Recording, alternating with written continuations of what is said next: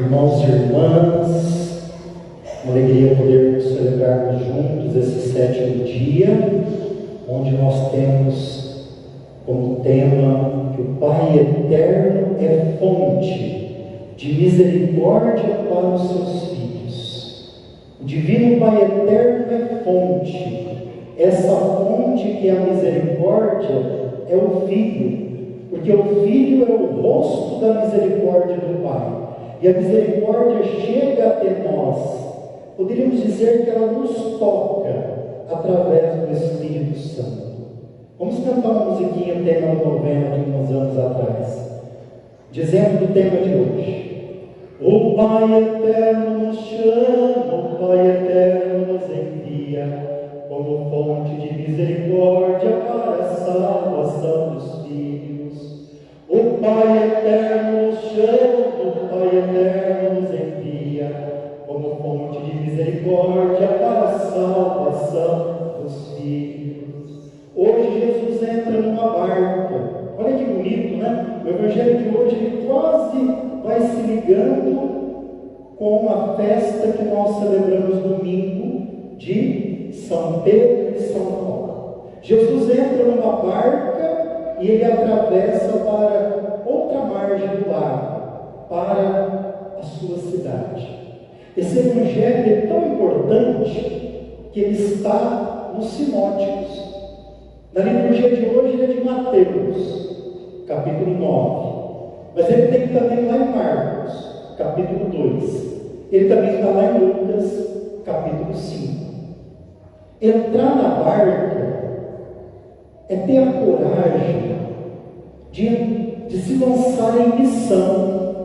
A barca é a igreja que sempre está navegando em missão.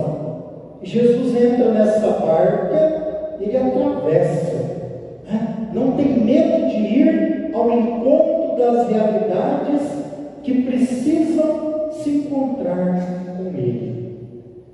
É muito provável que essa cidade seja Cafarnaum. E aí então, chegando lá, apresentam, levam até ele um paralítico, um homem que não pode mais fazer as coisas sozinho, está paralisado, não anda. Por isso que ele foi levado, deitado numa cama. Por isso que às vezes eu vou usar também hoje o texto de São Marcos. Vocês lembram como é a história dessa cena lá em São Marcos? Lá em São Marcos, a casa estava repleta de gente para ouvir Jesus. Eles chegaram com o paralítico numa maca, não tinha como entrar, a casa estava cheia. O que eles fizeram? A casa judaica, para a gente ter uma ideia de como era, é como se fosse uma casa com terraço. Eles subiram por volta da casa, abriram um buraco no teto e desceram o paralítico por esse buraco até onde estava Jesus. Esse paralítico foi levado. E lá em Marcos diz que quem levou? 4 pessoas, 4 amigos levaram esse homem até Jesus. Vamos pensar, meu irmão e minha irmã, que esse paralítico, esta paralisia, significa tudo aquilo que nos impede de caminhar. E uma delas é o pecado. O pecado nos impede de caminhar, por quê? Porque o pecado nos afasta do Pai Eterno. E quanto mais afastado eu estou do Pai Eterno, mais o meu caminho vai água abaixo. Mais é um caminho longe de Deus. nós não queremos caminhar assim. Diz que Jesus, vendo a fé que eles tinham, disse ao paralítico. Jesus não está falando da fé do paralítico.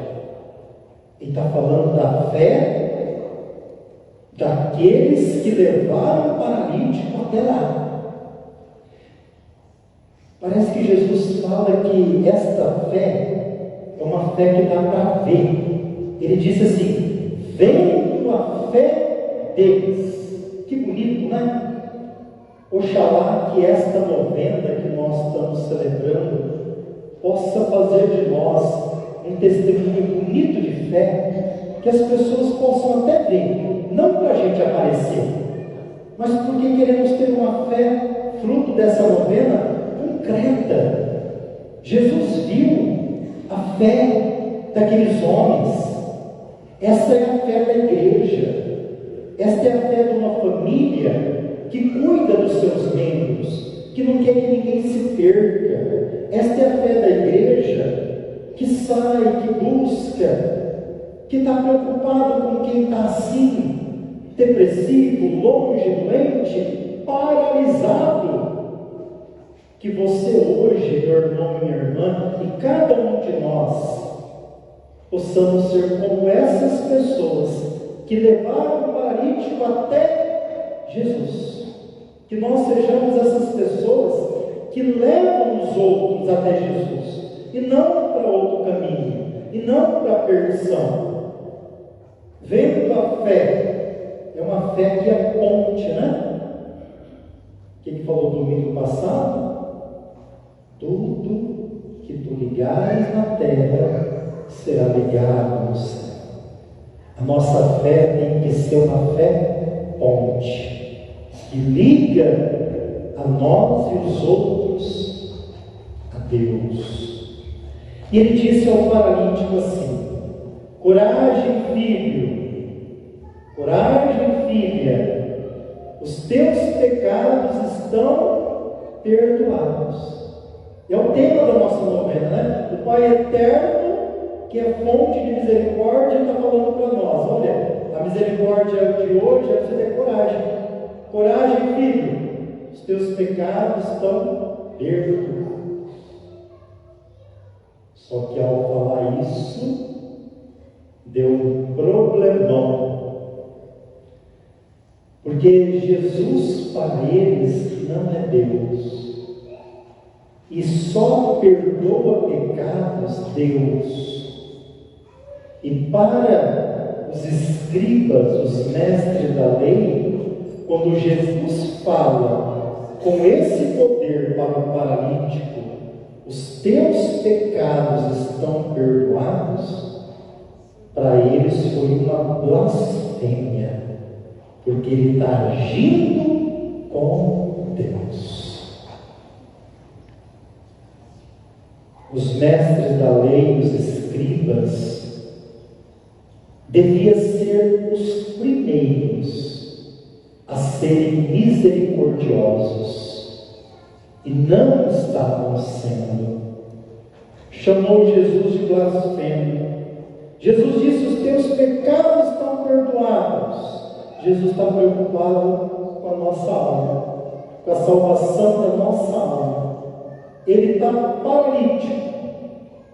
Vocês lembram aquela cena de Pedro e João no templo? Foram no templo e lá tinha um homem pedindo esmola. O que o homem pediu quando viu Pedro e João? Me dá uma esmola. É o que ele queria, é o que ele precisava. Talvez se tivesse perguntado ao paralítico: o que você quer? Se perguntasse para nós, o que nós queremos? Talvez a gente daria uma lista, né? Cura meu dedo que está quebrado, cura essa doença, cura isso e cura aquilo. Jesus curou a alma. Os teus pecados estão perdoados. Isso é muito importante, porque às vezes nós estamos nessa novena pedindo tantas coisas que são importantes. mas talvez esquecemos de pedir a nossa salvação. Curar os nossos pecados com a misericórdia do Pai Eterno. Preocupar com a salvação da nossa alma. E Jesus, que conhecia os pensamentos deles, disse assim: por que vocês têm esses maus pensamentos em vossos corações? Vou dizer de novo. Está falando para aqueles que falaram assim para Jesus: você está mesmo blasfemando. O que vocês têm esses maus pensamentos no coração de vocês? O nosso coração muitas vezes revela quem a gente é. Quando a gente age de tal forma, o nosso coração revela. Toma cuidado com o seu coração. A pior coisa para um católico cristão de verdade é não ter infarto de coração na fé. O nosso coração no livro da fé não pode infartar. Mas ele disse assim: maus pensamentos podem dar infarto no coração. Porque o que você leva para o seu coração e você vai depois trazer para a ação, cuidado, hein? Se você está alimentando o coração com ódio, com inveja, né? Com fofoca, cuidado, né? Com o coração. Jesus está vendo o coração dos fariseus, dos mestres da lei, dos escribas. Olha, vocês eram para ser os mais misericordiosos, mas o coração de vocês é tão duro como de pedra. E aí então, Jesus disse para eles uma pergunta: o que é mais fácil dizer? Os teus pecados estão perdoados?